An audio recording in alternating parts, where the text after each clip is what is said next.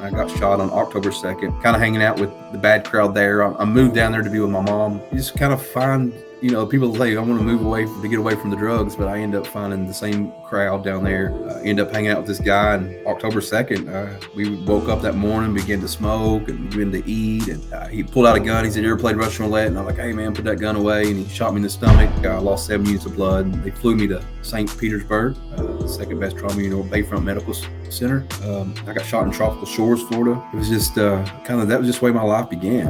It's just kind of just crazy cycles of just bad choices, I guess. Welcome back to the Invest in Yourself podcast. Today's podcast features Mikkle Hampton, who is a former drug addict. Mikkle got himself into some deep trouble with his addiction and landed himself in prison. After leaving prison, Mikkle has changed his life and dedicated his life to helping people get sober. Please subscribe to my channel for more interviews like this. And without further ado, let's get into Mikkle's story. Good morning, Michael. Thank you for coming on my show. You're very welcome. Thank you for having me. Oh, yeah. Well, I appreciate you taking out the time because, you have a really good redemption story, and these are the stories that I really want to hear. And I just, really enjoy hearing them, man. So thank you again. Let's go into it. The great thing about it is your story never ends. It gets more interesting sometimes after you get sober. Like, wow, I thought the stuff would be over. But my life is just as crazy sober as it was high sometimes, Getting involved with more positive stuff instead of negative. Having more opportunities and doors open up for you, right? I just don't think you ever get to a point you really don't go through crazy stuff in your life. Unfortunately, we all struggle, I think, until the day we die. I think we're all kind of broken. We live in a broken world, and we, unfortunately, no matter how long you've been sober, I've been sober for 12 years, still have to go through things today. And that's part of it, I guess. So, yeah, it's a constant everyday battle. It sounds like, to fight the addiction or urge or whatever may happen. Life is life, man. Life, and we can't control what happens. We just try to make the best with what we got. I always say there's two types of people: bad people that know it, and bad people that think they're good. And if you say you're not struggling or dealing with something, you're pretty much just lying. Yeah, or true. You've got life figured out, because I haven't arrived yet, so I still struggle today. Yeah, and to have everything figured out, man, I don't think that's a thing. There's always something new, man. I'll tell you what. Yes, it is, for sure. Yeah, well, I think the best way to structure this interview is we should go into your background and what it was like for you growing up, and so let's hear it. Yeah, so my childhood, which I would call normal, it was kind of a normal mom and dad. I was very fortunate to have both of them in my life. Great grandparents.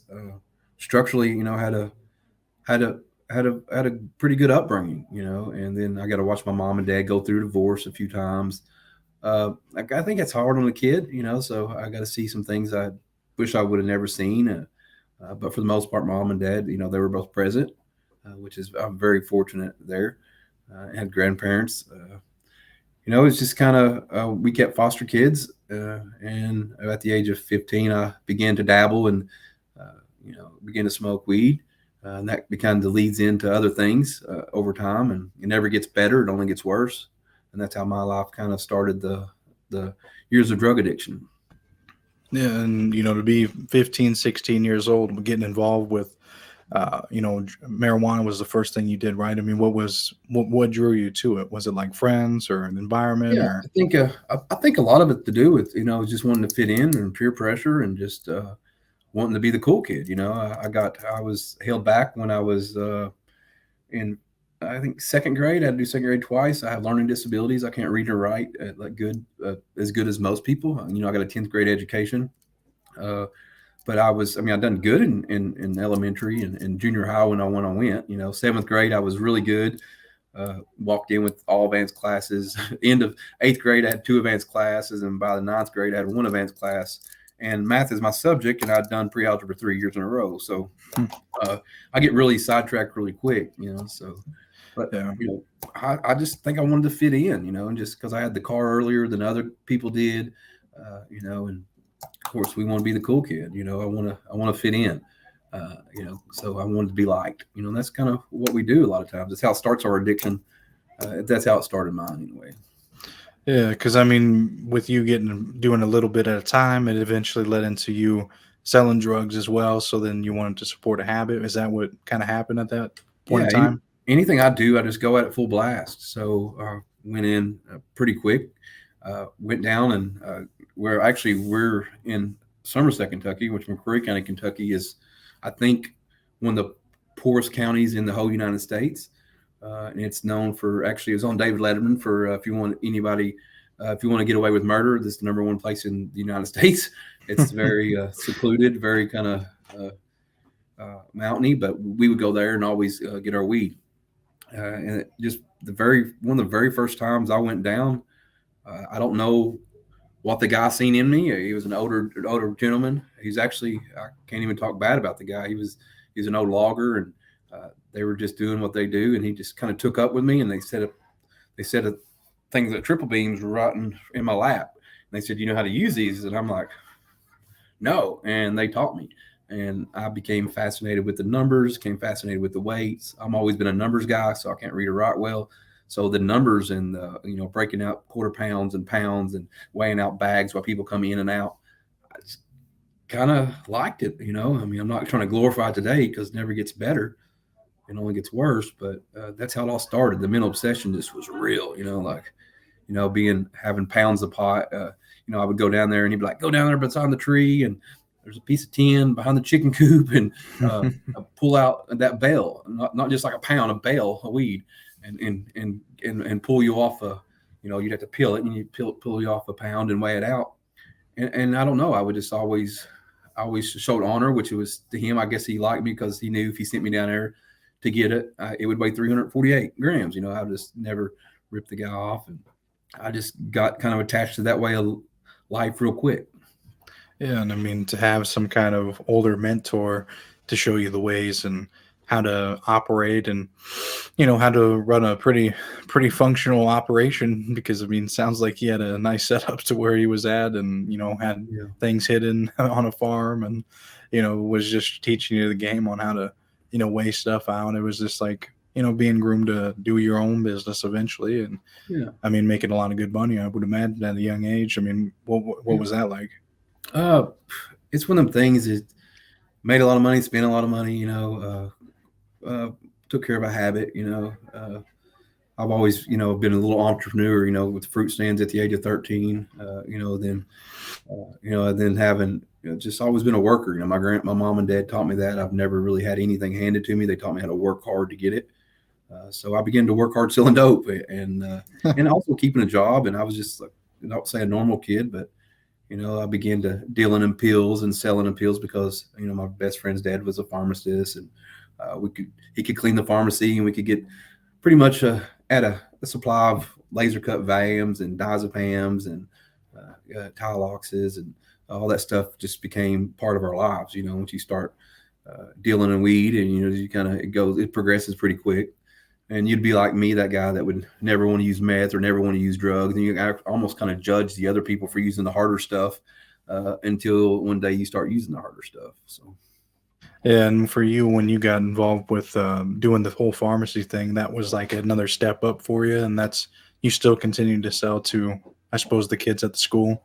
Yeah. Mostly it was just a big crowd of us that kind of hung out, and we would just do our thing. It's very interesting, to say the least. We would go to school, and we would get the whole school pretty much messed up. I mean, that's why I got a 10th grade education. By 10th grade, I'd already went to Christian school for just a little while. Got the first paddle in there. I always, like, something about behavior modification and rules just don't work very well for me. Like, if you tell me not to touch the light switch, I'm going to touch it. If you tell me, don't be selling weed, I'm going to sell weed. I'll never forget my uncle telling me, like, "You ain't got to spend all your money on that weed." He didn't know I was selling, but he was the first person when I went to Florida and got shot in the stomach with 357 down there. My mom and dad divorced for the second time, I believe. And so I moved down on September 2nd, and I got shot on October 2nd, kind of hanging out with the bad crowd there. I moved down there to be with my mom. She's going to go to school, and you just kind of find, people say, "I want to move away to get away from the drugs," but I end up finding the same crowd down there, running with the same people down there, and end up hanging out with this guy. And October 2nd, we woke up that morning, began to smoke and begin to eat, and he pulled out a gun. He said, "You ever played Russian roulette?" And I'm like, "Hey man, put that gun away." And he shot me in the stomach. They shot me in the stomach. I lost 7 units of blood. And they flew me to St. Petersburg, the second best trauma unit, or Bayfront Medical Center, one of the best trauma units in the world at the time for trauma. I got shot in Tropical Shores, Florida, and it was just kind of, that was just the way my life began. Like it's just kind of just crazy cycles of just bad choices, I guess. Yeah, and I mean, after getting shot too, I mean, you would have thought maybe, well, I should stop hanging around these guys Yeah. and stuff. Because it sounds like, was he just like messed up and just like, oh. He was just kind of like just a radical kid, like a radical kind of little dude, and I had a gun of his father's. He only had one bullet for it, like his dad, and he spun it. But he was, we was smoking. He's in the drugs. I was in the drugs. It's kind of just what we did. It was kind of just a bad timing too. Very bad timing. You would think I would straighten up, but I come back here and I did straighten up for just a few months. I went to a Christian school. Began to play basketball like 6 weeks later. I lost so much weight and everything because of the gunshot, but played basketball and did straighten up for a few months. And it was, didn't last very long. As soon as summer break came at the Christian school, I began to party again, hang out with the people. Actually, when I went to Christian school, I thought I was called to preach, and I was going to do all these things. And I ended up just going right back out and use it and began just a well-known spree. And that spree didn't stop like 18, 19 years later, or more like 20 years later. I stayed on one pretty good for a long time. So, yeah. I mean, what do you think really was the major factor in, becoming the preacher versus, getting back involved with all the stuff you were doing, the drugs and everything? I mean, what made you choose that at that age?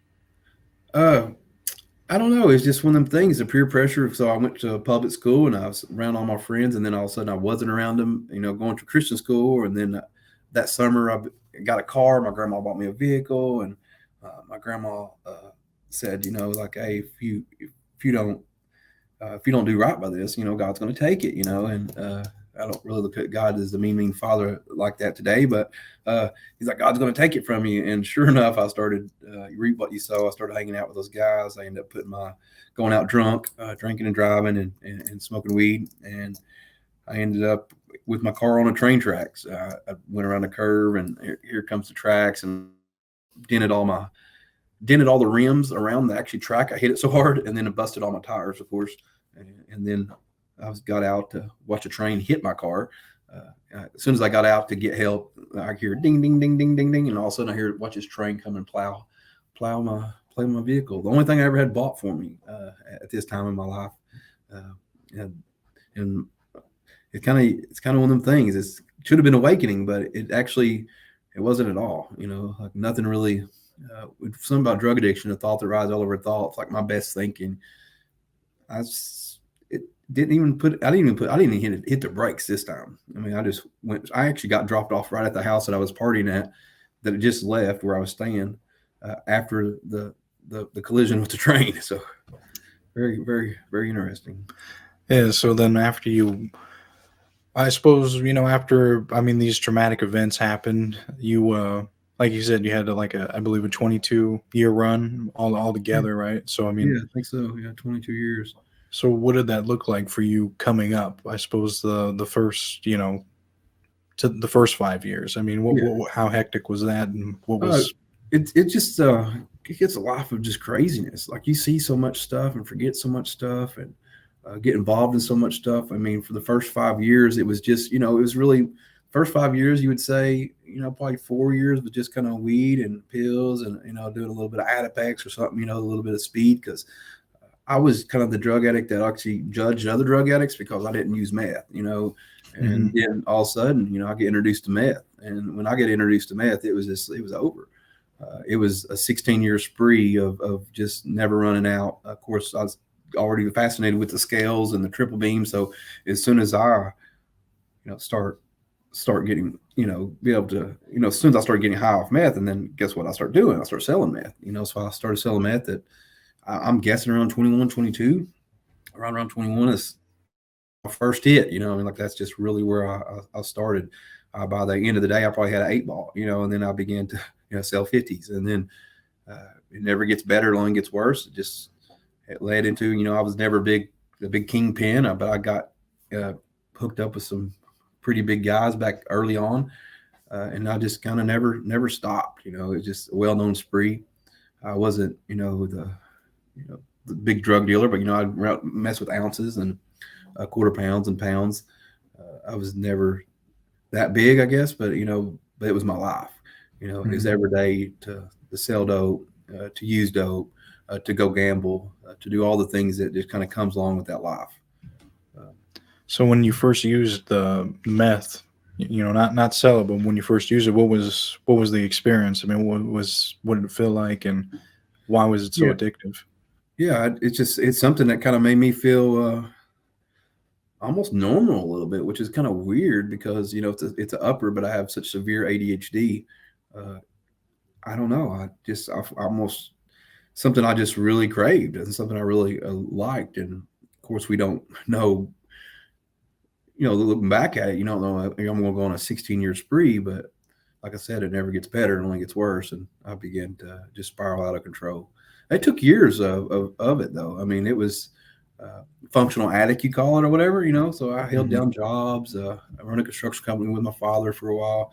Uh, then I started getting into gambling. Gambling on top of drug use is just another toxic trait. It's like I began to have poker machines, and my father owned. We owned the construction company, and we also owned a little gas station. We rented the gas station, but we had poker machines in the back. So we had pot of golds and cherry masters, and we would make money off those. But I'd spend all the money that we make. I mean, I was at one point, robbing probably more money from my father than we were making. Like I was. That's just without a character for me. But I'm the drug dealer that stole from his own father. So I just, no matter how much money you make, you cannot make enough money to gamble all night and to cook dope and sell dope to really live. Like it gets vicious. Yeah, I would imagine so. Like you said, you always had some kind of job to make you, grounded. I suppose you worked and did that for a while, and then didn't you get to the point too where you didn't want a job? Like you just Yeah. went to selling drugs and you didn't have a job at all?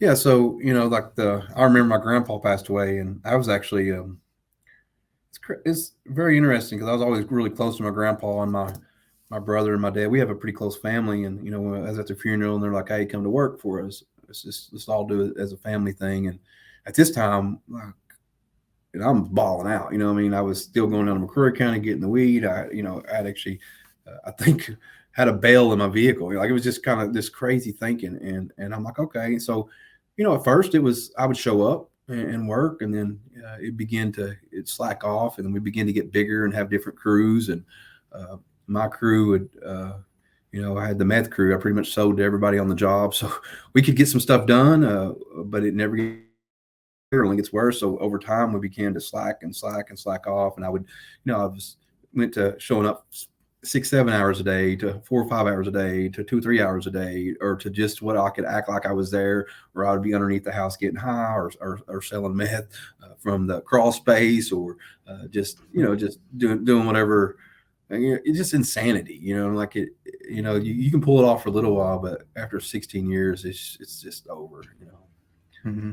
Yeah, I would imagine so because you start doing it and living like that, and then of course your family, the guy, your dad. I mean, anybody you work with is gonna, oh, what's Michael up to today, or is Yeah. gonna start figuring things out. And so I mean, it didn't last forever working there. And after Yeah. after you, after you guys, you went your separate ways. What was your life like at that point? So I actually got into more poker machines and game rooms. I kind of got into. I would play poker all night long. So I'm like, well, if I'm going to play poker all night long, I might as well open a game room. So I opened up a game room. We played Texas Hold'em, playing tournaments 2 or 3 nights a week, cash game any night that we could put a game together. But I also played other places. I would, and then right before I actually got in major trouble. Uh, I ended up opening up another game room that just had like one pool table in the out back in Kentucky here, like a block building, and then on the back room it had cherry masters and pot of golds, just poker machines, and that was something. It was, just trade one addiction for the next, but I never really stopped the first addiction ever. So I would end up in all kinds of messes. So. So with the poker machines, that was a gray area with law enforcement, wasn't it? Were they legal where you're at? Yeah, yeah, they was. No, they're definitely illegal. Now they're legal in the state of Kentucky if you're licensed and all that. But no, they were definitely. It was definitely a real shady operation. But most of the gas stations around here, it's according to your county judge and your and your sheriff if they allowed it or not. Different sheriffs has allowed it. Some sheriffs do. Some sheriffs don't. Some counties next to us allow it now. Some other counties don't. So it's one of them things that's definitely against the law. But how much do they pursue it? Like my first. Like I went to my first time I got in trouble, I guess you would say, well, I mean, I've been on paper and probation for years and years and years. There's so many times I went to jail. I'm a 2-time convicted felon. The first time I went to jail was complicity to cook manufacturing of methamphetamines. I sold crystal for probably, I sold methamphetamine for 16 years of my life.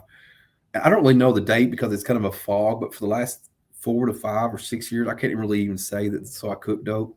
I ended up getting a charge for complicity to manufacture methamphetamines, and then I ended up taking drug court for that charge, and trying to get sober. It didn't work out too well for me because we're master manipulators as addicts as we are. I ended up manipulating myself through the program and graduating, and then after I graduated the program, I got another 3-year charge for trafficking methamphetamines. So I've had lots of chances to straighten up, just didn't have the ability to do it. Kind of like Paul says, I know I want to do right, but I don't have the ability to carry it out. And that's kind of the way I became. I knew what I should be doing, but I never, just could never commit to it.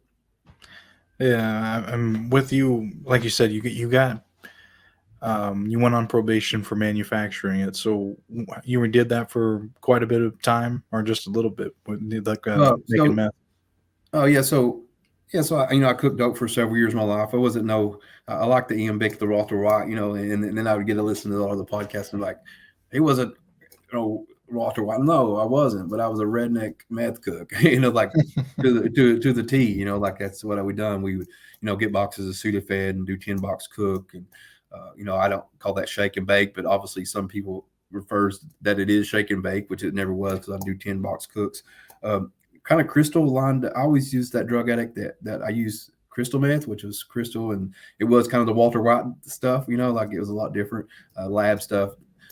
I messed with that for years, and it dried up around here. And when it dried up, that's when I learned how to cook. So I used to also kind of laugh at the people that cook meth. I'm like, I'll never do that. And I just learned now in my older age to never say I'm never going to do anything again because I end up cooking dope for years of my life.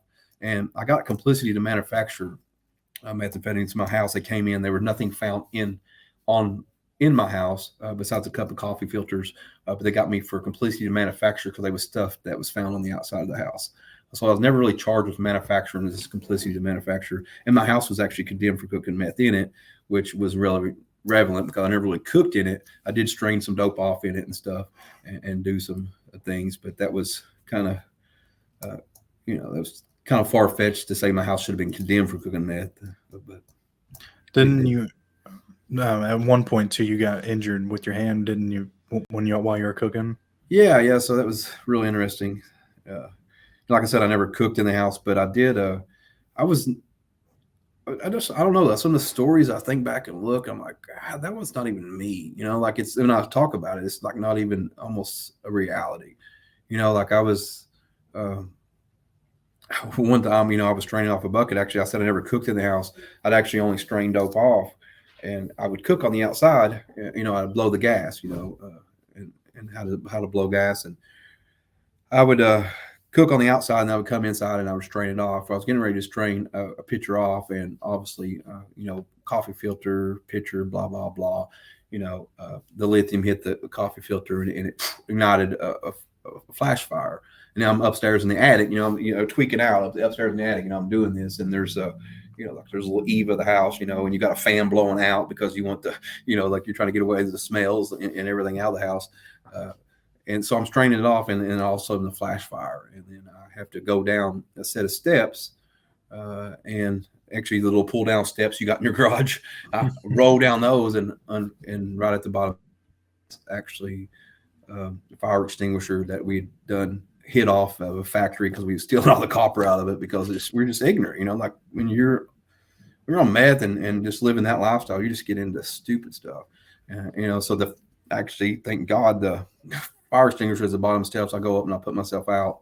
I'm burnt from here, and my hands show it still to the day where I was put the fire out, and then I never forget. I went and rode the garage door up a little bit, and I did that, just letting the smoke just roll out, because it was actually a fire, and somehow, no, I was sitting and waited for the cops to get there. As I'm in the shower, just sitting there with cold water hitting it, just like freaking out, like in a kind of a psychosis state, just kind of crazy. No cops ever pulled up.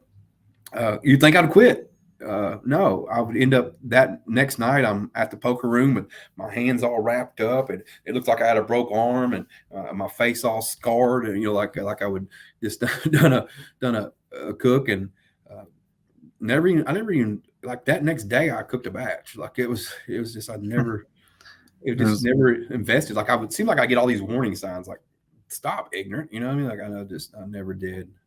And I think that's why a lot of people got a stigma on drug addicts. Like, why can't you just quit? Why can't you just quit? It's a choice. Why can't you just quit? Well, I don't know how you think about it. I think about it a lot of different ways. If it's a choice, or it started with a poor choice and then it led with a mental obsession, a thought that rides all over thoughts. I mean, I'd get my daughter, like, this is the piece of shit that I was, like I got my daughter on Friday nights and I couldn't even quit cooking for one night. I would try not to, but then something would happen through the week, and I was trying to be a good father, but then I'd end up cooking a batch outside while she's asleep inside the house. Like that's not really much, not really anything good I can say about a guy that would do that. And that was me. That's where my addiction got me to. That's a thought that rides all over thoughts. Like I wanted to be a father, but I couldn't be. So all these people have got stigma on drug addicts like me. And they're like, well, I wish I'd just wake up. Well, you know what? I wish they could too, but it takes a little more than that. They actually got to get treatment and got to get help.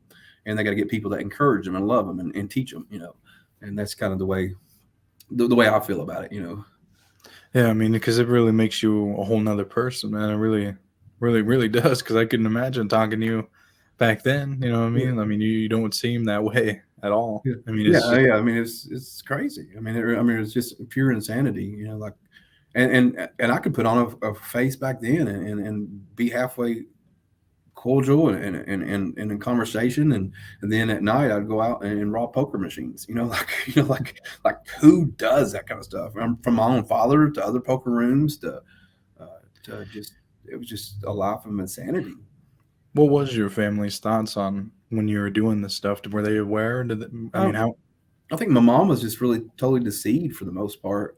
My dad would just think I'm just like an idiot, like my dad's just like, who is this guy? Like, like, how did I raise this kid? Like, that's not like I would show up at the job sites, and I remember passing them, like, at the very beginning, like right after my grandpa died, I remember pulling up in my little F-150 truck, and my dad's like, why are you going so fast out this road? And I'm like, he's like, I know you got something on you, so he already knows I'm selling and doing things. And I'm like, no, I ain't got nothing. And I pull up, and it was weird because one of my friends just gave me a week before. I mean, this time I wasn't even selling weed, hardly. I mean, it was not even a thing of mine. He gave me a belt, a 22-pound belt, and I had about half of it inside the truck in a black garbage bag between me and the guy riding with me. I'm like, no, Dad, I ain't got nothing. And I showed my dad, which is he don't do drugs. Like he never, he might have smoked a joint once or two times in his life. And I'm like, Dad, check it out. And I'm showing him a bell, like a part of a bell of weed, like that's just my thinking. Like I don't know who I was, Yeah, because I'm sure he was. Yeah, I thought it was funny. I thought it was funny. Like that's just to me hilarious. Look, Dad, like I'm sick. But for him, he was disappointed. You would say for sure after just that kind of behavior and everything. Yeah, for sure.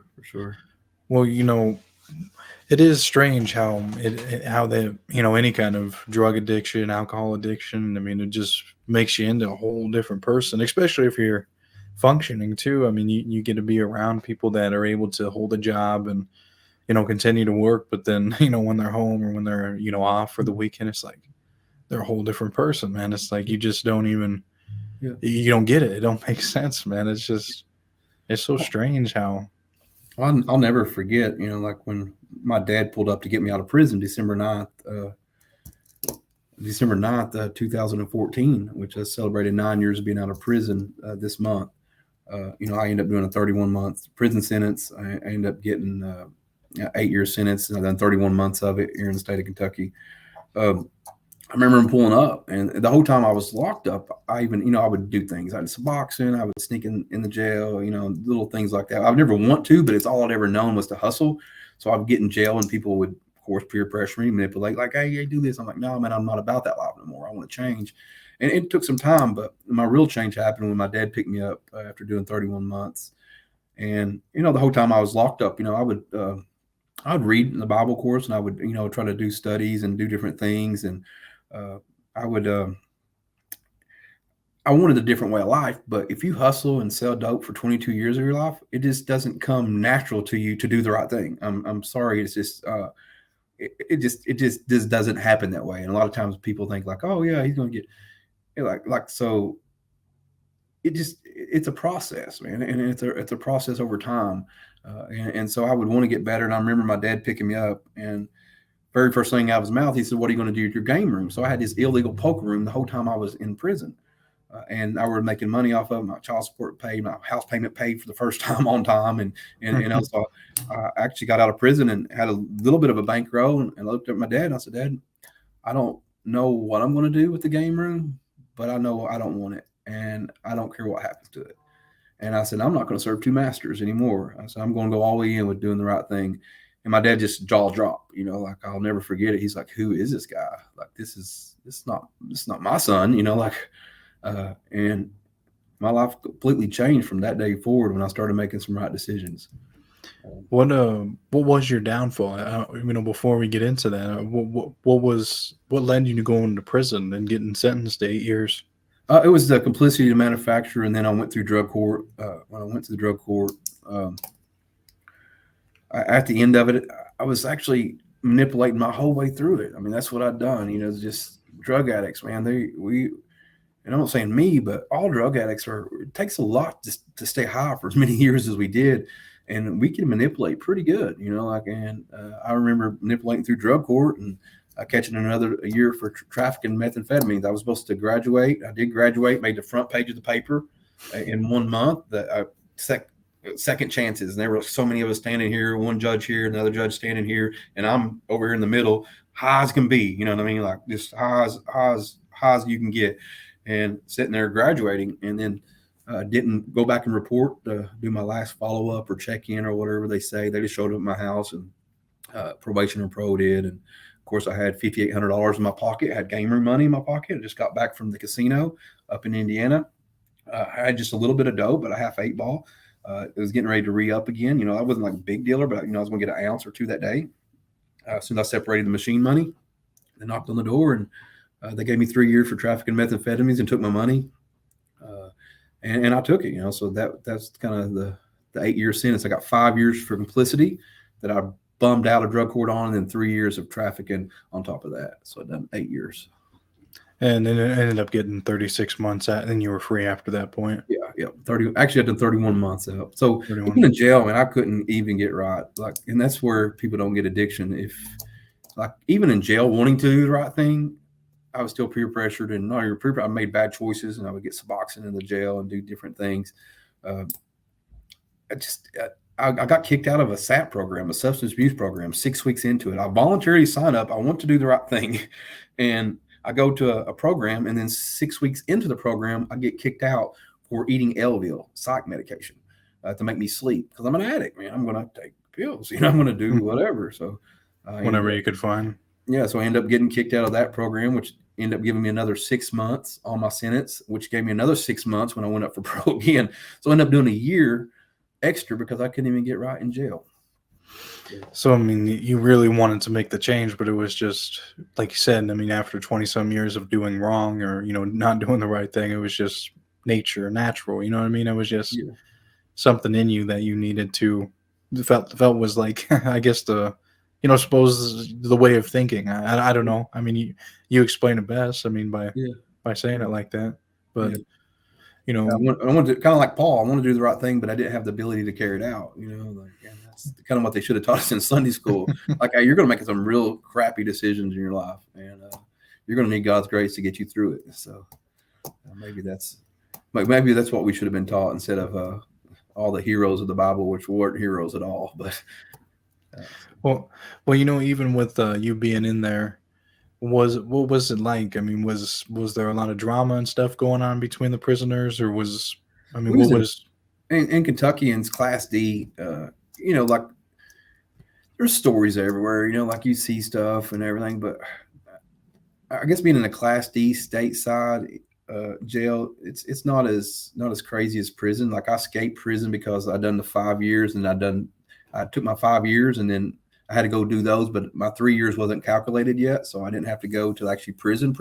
So I just done county jail, your county jail, I don't know where you live, but you probably have county jails. Right. So anything 10 years and less to the board, you can do county time. So I done county time as a state inmate, which was kind of gravy. I'm just being honest. It was not nothing. I could tell you some stories that are pretty interesting, but nothing really too far crazy besides stuff that I was doing. Like it was the craziest things going on was bringing dope in the jail, and I had a big part of it. Not that I wanted to. It's just that's all I'd ever known. So people are like, man, get the hookup, bring it in here. And I'm like, man, I really don't want to. And then all of a sudden, here comes my cousin to the door, and he's like, man, call him. And I'm like, all right. So I call, and I'd get packs dropped off, and tobacco brought in, and just all that. It's just a way of hustling. How do they even sneak that in the jail? How do they even do that? Yeah, it was an interesting. I had this one guy that would keister it in, and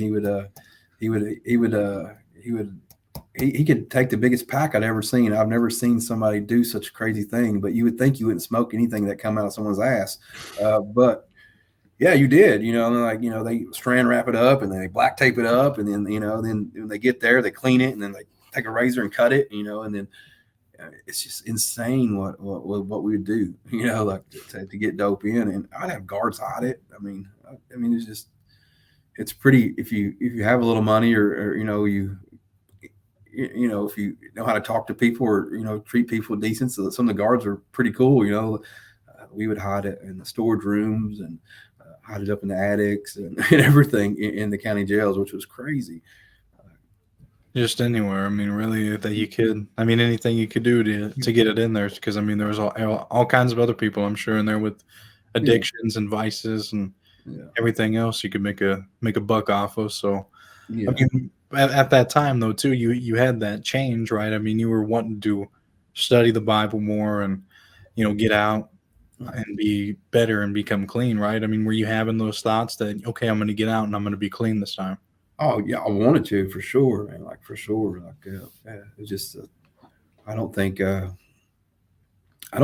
a day that goes by that a drug addict says I want to stay a drug addict. Like I don't think there's a day that goes by that anybody that really is a true blown drug addict. I'm not talking about the preacher that got up and preached and like I went out one time and we got wild on Saturday night and I ended up in a jail cell and I confessed Christ as my Lord and Savior, and I never used dope again. I'm like, well, buddy, me and you are a lot of difference because we're nowhere cut from the same cloth. Yeah, it does take Jesus. I believe that. I think it takes. I don't really get down with that theology. Like you have to put some work in and make some effort in, and it was just kind of crazy that people would say that. And it would people like that are real true addicts. You ought to watch how you talk to them, especially from a pulpit. Like you should learn to love people and show some people grace, because no matter if you was that guy that went out and had a few beers and smoked a couple of joints, you're not like the true drug addict that a thought that rides all over thought, and you can't be a father, you can't be a mother, you can't it's just it's not the same, and for people beat people up that has this disease or a thought that rides all over thoughts that really struggles with addiction. People that don't struggle with it don't get it. That's maybe where I like to break the stigma of that.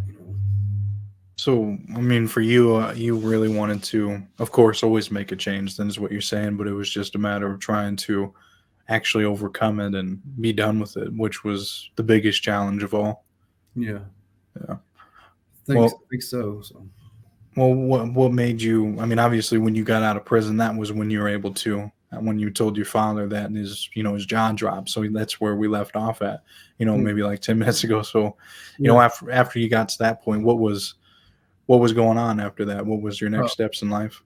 Well, and it was just really, it's all started, like the life of doing something different. People all the time, because I'm a CEO of Lake Cumberland Recovery. I got a business partner that's helped me a lot. I mean, we're in this together, So when I say Lake Cumberland Recovery, it's a business that we have a recovery center here in the state of Kentucky. Uh, People ask all the time, like, man, you've really been obedient. And I'm like, no, no. The one thing obedient about me is showing up. Like, I show up. I show up really well. I'm a hard worker. But I've had to figure out a lot of stuff the hard way. When I got out of prison, I started working an $8 an hour job, cleaning toilets, third shift. And then it just escalated from there by me showing up and showing integrity. I left that job within a few weeks and gave a notice and got a better job. And then I got a better job. And then I ended up getting a better job. And it's just like things just started opening, doors just started happening. My worth ethic is just, I was taught that since I was a little child, So I just flipped the script. I put as much work in getting high as I do getting sober. So then, therefore, I can stay sober. So when I started doing that, and doors started opening, by a year out, I opened up my own framing business, construction company. I mean, I left a $42 an hour job running equipment. Like, it was just unreal, the doors that would open and the things that was happening in my life. I got sober by working a program. You have to work a program in recovery, and I would put a lot of effort into it. I'd do programs every night. I'd go to CR or AA or NA. I'd do something to be working in my recovery. Because if not, someone like me, I'm going to go on a well-known spree. I'm going to, because I have to put a lot of effort into it. So it's real, it's real interesting. Like, so I opened up the construction company. I've seen a need. I was doing jail ministry. I started kind of preaching at the jail, and like the day I got out of prison, I answered my calling to preach in prison, preached my first sermon in prison. And then when I got out, I ended up speaking at my dad's church on December 9th, which is now I'm the pastor of, which is kind of crazy. End up, it was, I guess it was very interesting, to say the least, how you could go from all of a sudden cooking dope, selling dope, prison, to answering a call to preach, to open up a sober living house, which expanded to be everything that it is today. It just doesn't even make sense. You couldn't even put it together in a business plan. It's so crazy and radical what God can do when you get serious about wanting to do something different with your life and begin to help others. So I began to help others in addiction and help others get sober. I opened up a sober living house, moved my 3 kids and my wife out. We started, moved to a 2-bedroom, 1-bath house, and actually made my house a sober living, which ended up becoming a treatment center. And that was the house that was condemned for cooking meth in it. Crazy story. Like, I began to just really put a lot of effort into helping other people and loving other people. And it's kind of just doesn't even make sense when you start really putting the work and the effort in, and the willingness, and to stop making excuses for your life, and have the right tools to recovery. And the sober living house, after we became an AODE licensed facility, we have a rehab facility, we have a women's center, a men's center. We just bought a motel about 3 months ago, and it houses people that's coming in phase 2 and phase 3 in recovery. It's pretty awesome that we get to donate the money for that from our for-profit business, because there's no money in long-term treatment in recovery. So I got into the recovery world to take a lot of money of people that really didn't give a shit about people like us in addiction.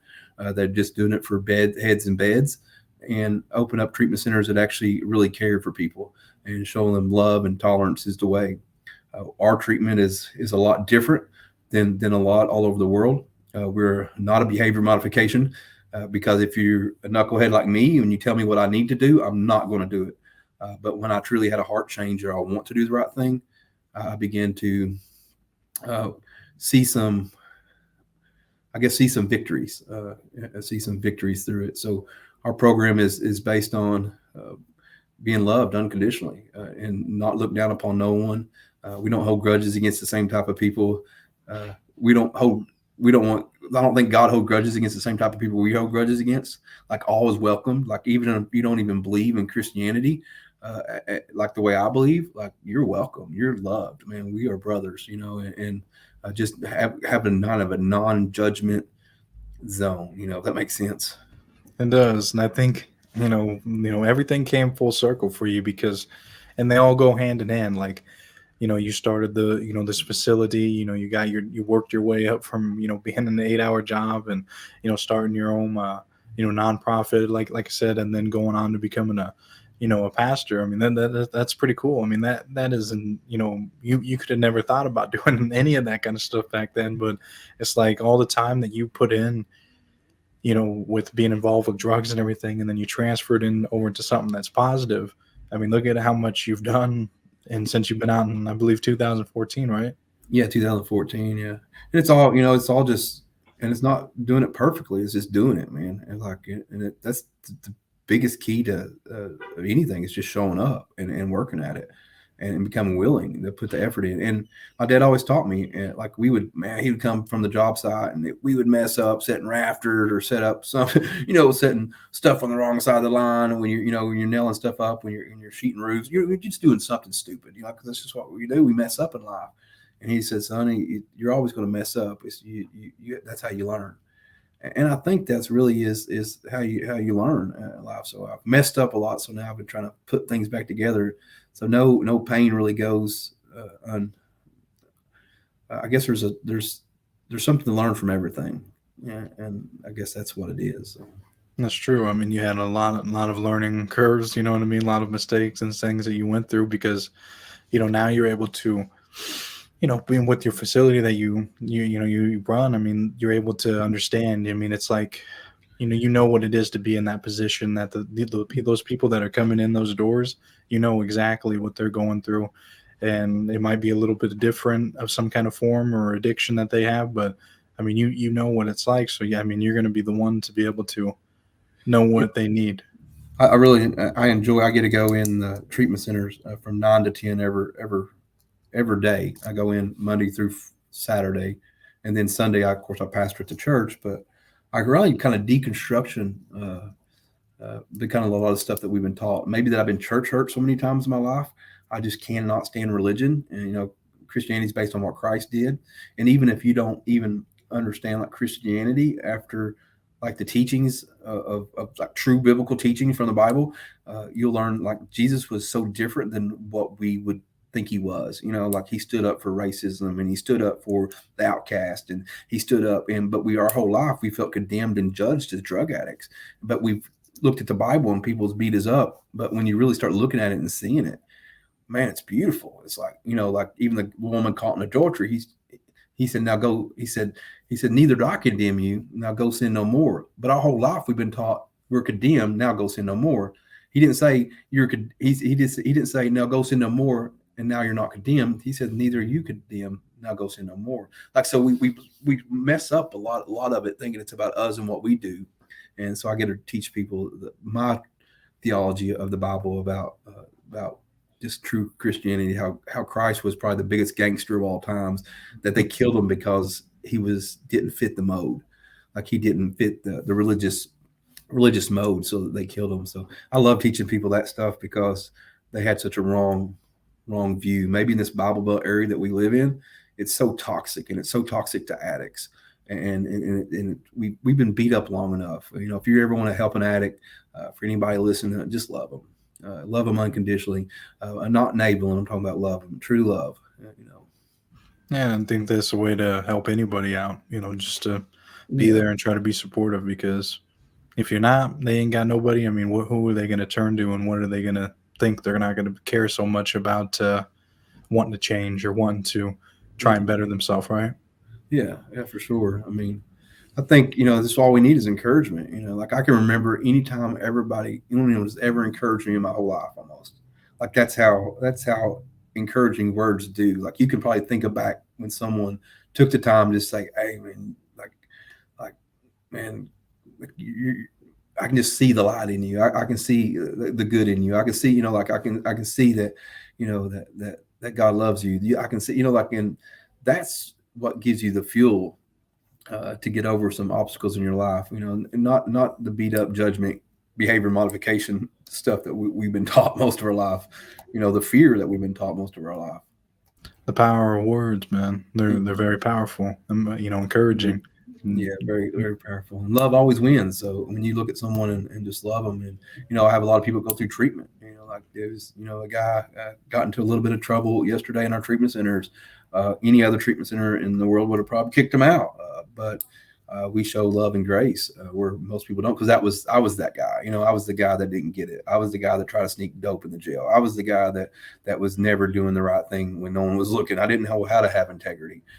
So once you learn that, once you begin to get high off showing integrity and doing the right thing, and showing other people's God's love as it works through you, and you'll get addicted to it. And you'll get addicted to doing the right thing. And when you do that, like I don't have to worry about you going back out using. And if you do, you're going to run right back home saying, "No, I messed up. God loves me. God's not mad at me. He chose me. He wants me." mm-hmm. What was one of your most powerful, helping these people through your treatment center? What was one of the most powerful that made you feel good? I suppose like seeing someone accomplish, getting better. I think after 4 years into this, there's so many success stories. And I don't say that as it's my staff. There's 105 or 10 of us that work here. And it's just amazing.